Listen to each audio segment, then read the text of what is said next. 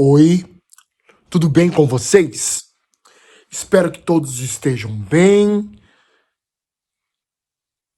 agradáveis.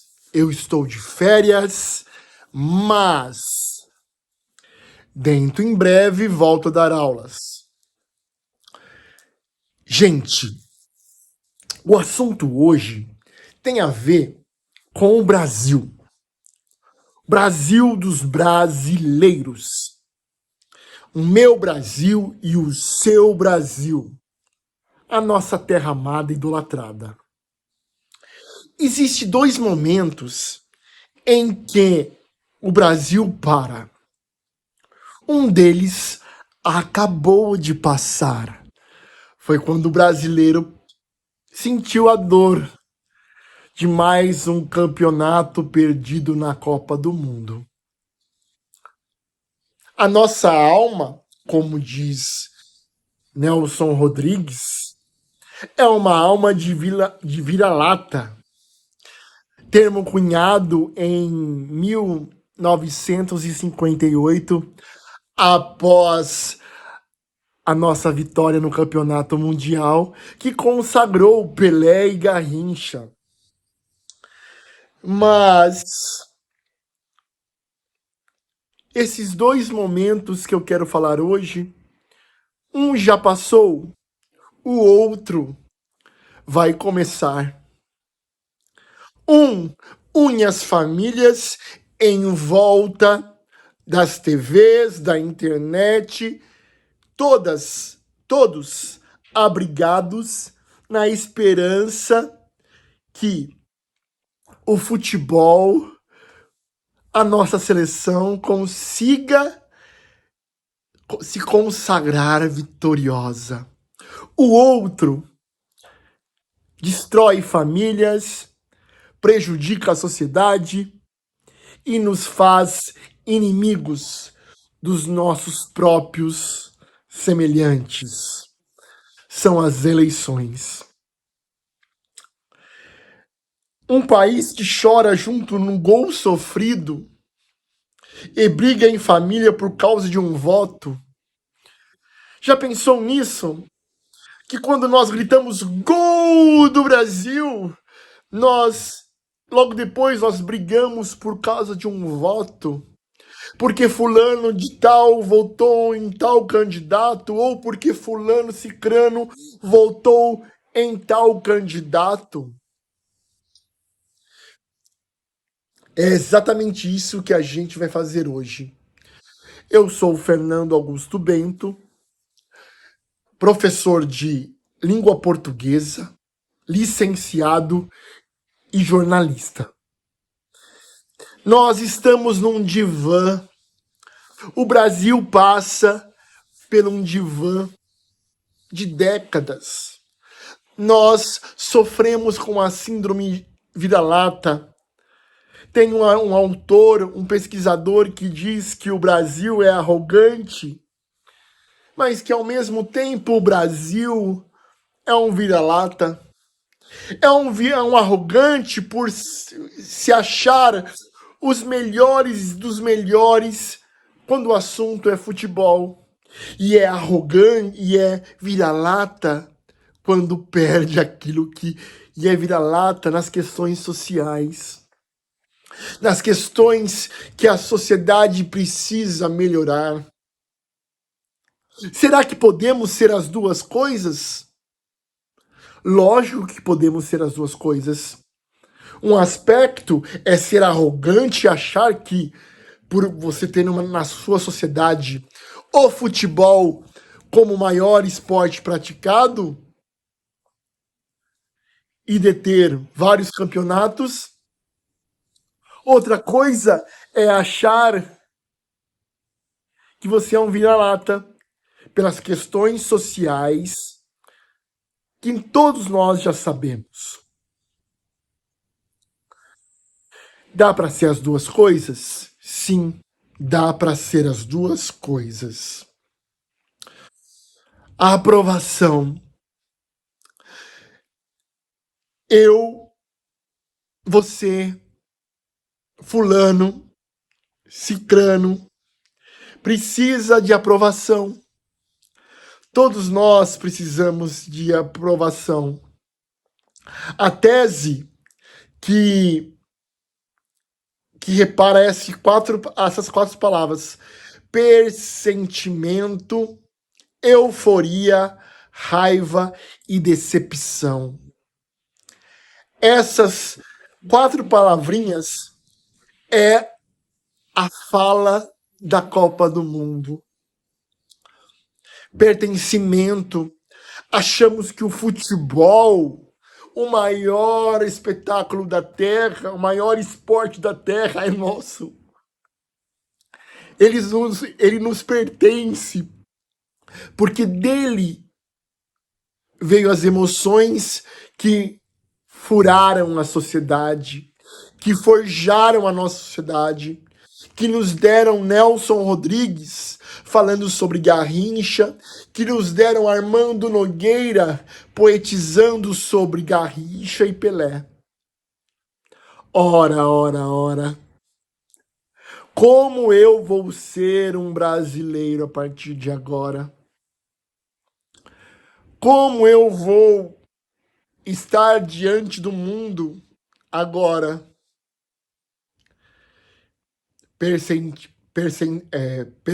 Pertencimento, euforia, raiva e decepção.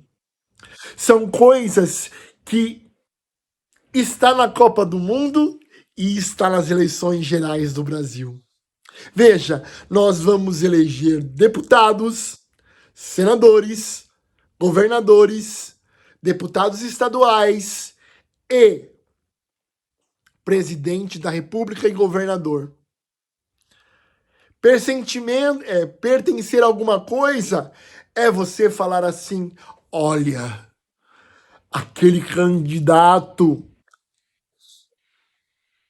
tem a mesma coisa, tem o mesmo pensamento que eu. Aquele candidato me dá uma percepção de pertencer àquilo que ele fala. Aquele candidato me dá uma tese que eu acredito. Euforia, a euforia em achar que o momento do voto é igual ao momento do gol. E a raiva é igual ao pênalti marcado pelo adversário político. E a decepção? A decepção é quando você é eliminado e às vezes no dia seguinte da posse do seu candidato, ele não faz nada do que aquele que lhe prometeu. Não é mesmo que o futebol, que a Copa do Mundo nos gera as emoções e essas emoções nos, nos fazem algo único no mundo?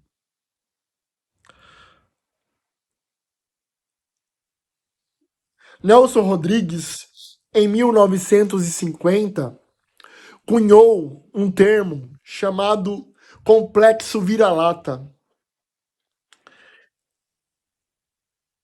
Esse complexo vira-lata detonava ou fazia uma denotação a respeito daquilo que nós somos como sociedade.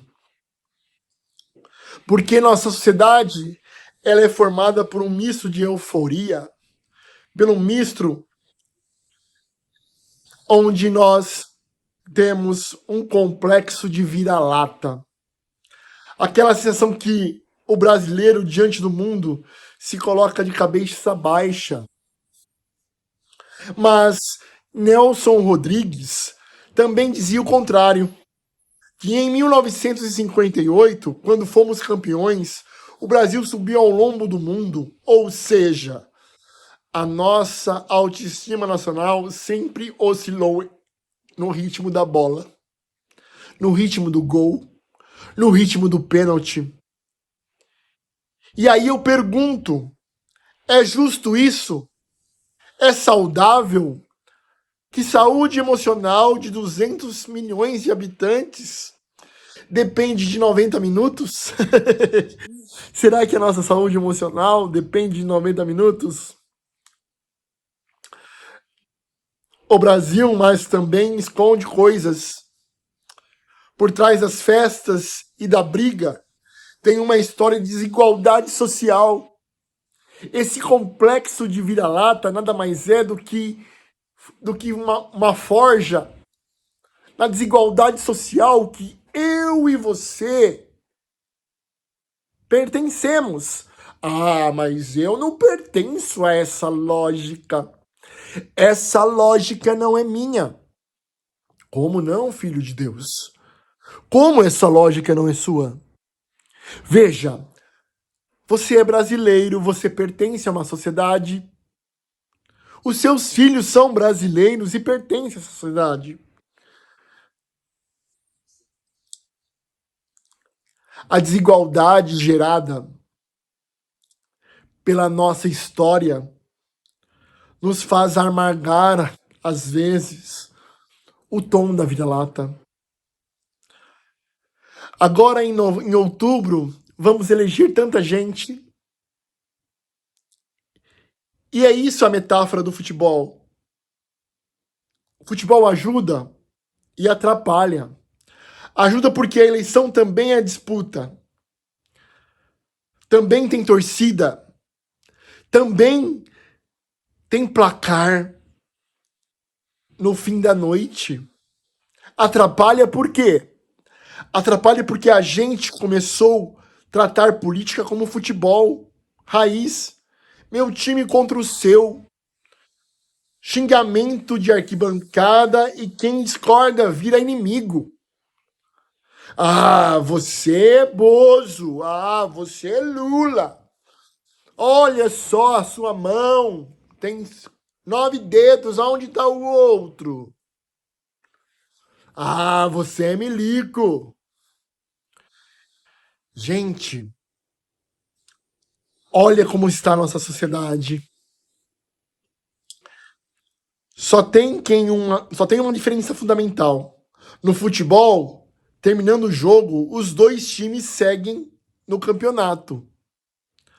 Na democracia, terminada a eleição, todo mundo continua no mesmo país.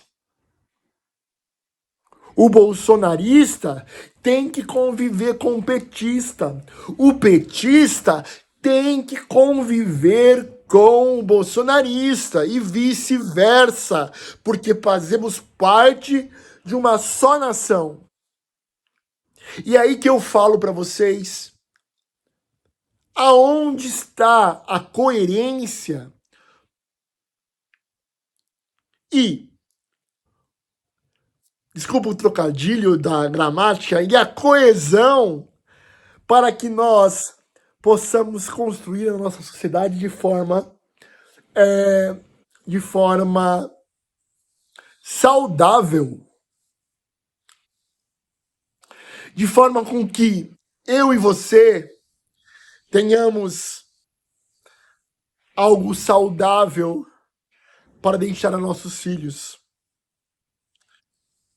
Nas eleições não existe eliminação. O outro lado continua. O outro lado é o adversário. Mas ele não é só o adversário da urna. Ele é o vizinho da rua, é o colega de trabalho, é o parente no almoço de domingo. Unir ou rachar completamente a sociedade. É isso que a polarização fez. De vez unir, ela rachou totalmente a sociedade. Porque quando eu voltar para casa, depois de eu dar meu voto, eu vou voltar também para os meus parentes que são petistas, ou que são bolsonaristas, ou que são de extrema direita, ou que são de extrema esquerda.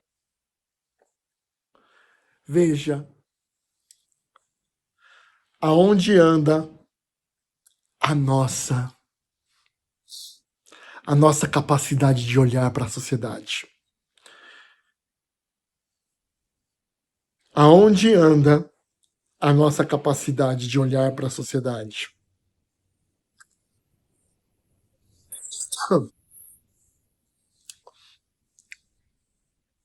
Então o Brasil descobriria que estava no divã? Nós estamos no divã. Talvez se descobríssemos que a euforia da Copa e a raiva das eleições nascem da mesma fonte, uma vontade imensa e legítima de dar certo. Todo brasileiro quer dar certo. Todo brasileiro quer ter sucesso. Ora, quem não quer ter sucesso? De pertencer a algo que vale a pena.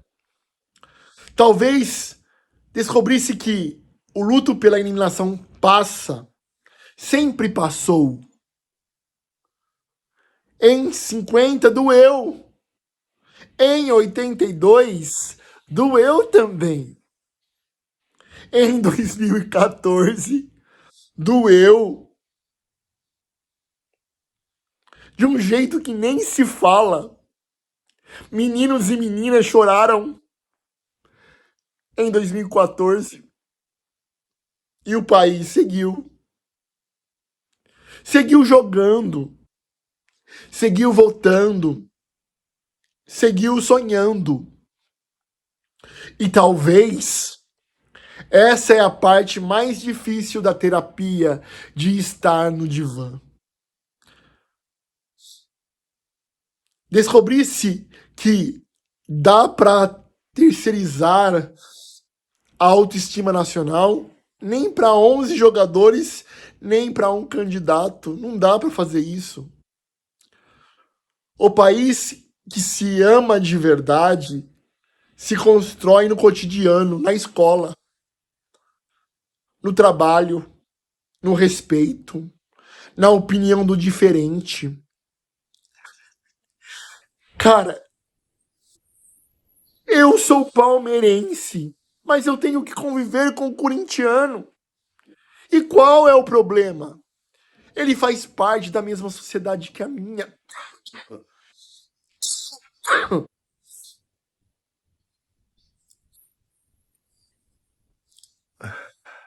Prefiro dizer que a democracia e a redação do país a gente rascunha, erra, reescreve e a versão final nunca fica pronta, porque na verdade o ser humano nunca está pronto. É justamente por isso que vale a pena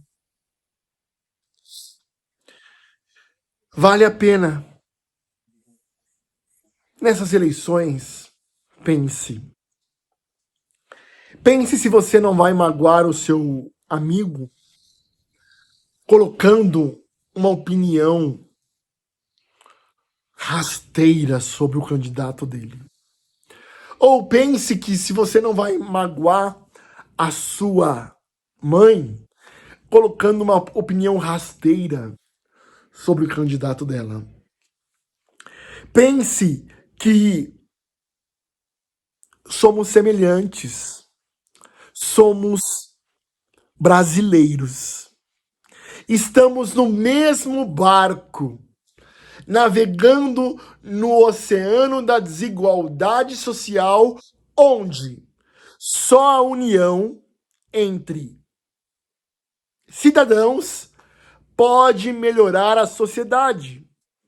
E aí eu não estou falando de partido político, mas eu estou falando de cidadania. A cidadania é algo que eu e você precisamos ter. Então, antes de falar para o seu colega que ele é ignorante por votar em N, antes de você receber uma opinião que você é ignorante por votar em H, pensa que estamos no mesmo barco. E esse barco tem nome. Se chama Brasil. Muito bem, eu espero que vocês fiquem com Deus. Me dê, me segue, me dê um curtir. Eu preciso da ajuda de vocês, ok? Eu vou também disponibilizar os meus cursos de oratória, de redação, para que vocês possam vislumbrar, aprender a ler e escrever. Tchau!